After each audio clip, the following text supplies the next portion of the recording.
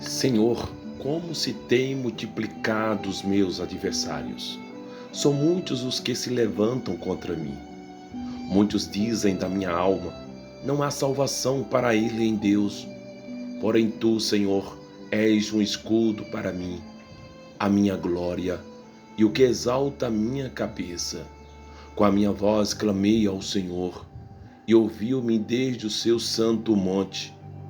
Eu me deitei e dormi, acordei, porque o Senhor me sustentou.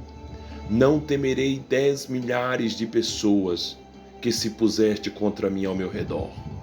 Levanta-te, Senhor, salva-me, Deus meu, pois feriste a todos os meus inimigos no queixo, quebraste os dentes aos ímpios. A salvação vem do Senhor, sobre o teu povo seja a tua bênção. Amém.